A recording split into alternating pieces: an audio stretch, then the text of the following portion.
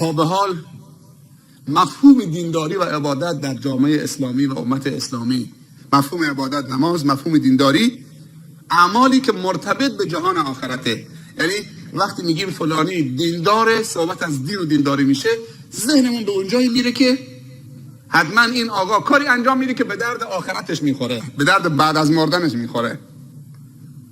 این تصور ما از دین و دینداری بوده.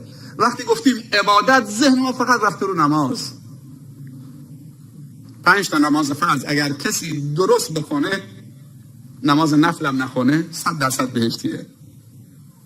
تو این قسمت، تو قسمت نمازش. من سوال میکنم، هر نماز خوبی که خودمون با جماعت بخونیم تو مسجد چند دقیقه طول میکشه؟ 6 دقیقه. عبدالله میگه 6 دقیقه. من تو یکی از روستاهای اطراف مشهد ساعت گرفتم، نماز 4 رکعتی فرض با جماعت، خیلی نماز کاملی هم خوند، تو معنینه هم داشت. 7:30 شروع کرد، ببخشید 5:30 فکر میکنم شروع کرد، 5:35 دقیقه تمام کرد با تو معنینه کامل. 5 دقیقه. 5 تا نماز فرض 5 تا 5 دقیقه میشه 25 دقیقه. حالا 5 دقیقه هم اضافه خودمون بخشش بکنیم، میشه 50 دقیقه 5 تا نماز فرض. باز هم کمتر از 1 ساعت ها. یعنی آقا 5 تا نماز فرض خیلی خوب خونده، شده 50 دقیقه. 1 ساعت 60 دقیقه است. 10 دقیقه اینجا وقت اضافی داره. روز چند ساعته؟ شبانه روز 24 ساعته. یعنی این آقا 5 تا نماز فرض خیلی خوب خونده، هنوز به 1 ساعت نرسیده. 23 ساعت و 10 دقیقه دیگه وقت اضافی داره.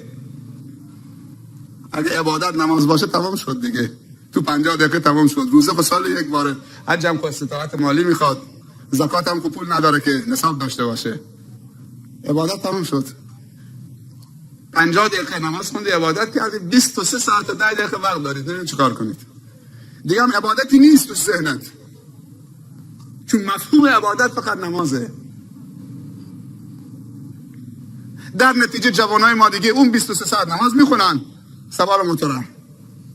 زنها عصر که میشه از خونه ها در میان، چون نمیدونن دیگه عبادت های دیگه هم هست. در کوچه میشینن، موتورا رو میشمارن، ماشینا رو میشمارن، رنگ ماشینا، رنگ لباس افراد، گردنشون خوش نمیشه. از نماز عصر تا نماز مغرب.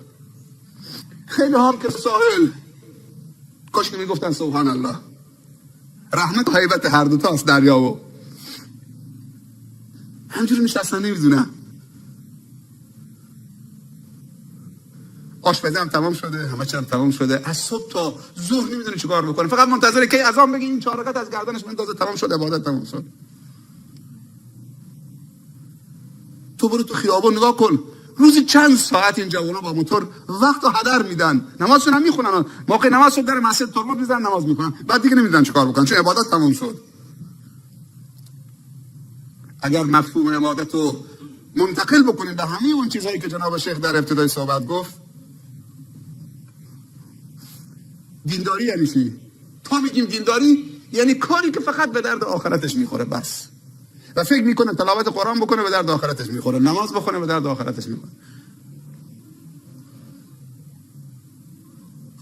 در نتیجه اونهایی که تو خط دین میرن نسبت به دنیا ضعیف میشن. خیلی ها میگن دنیا ملعونه، اصلا طرف دنیا نری، خدا دهنت هم بازو کنی میندازه.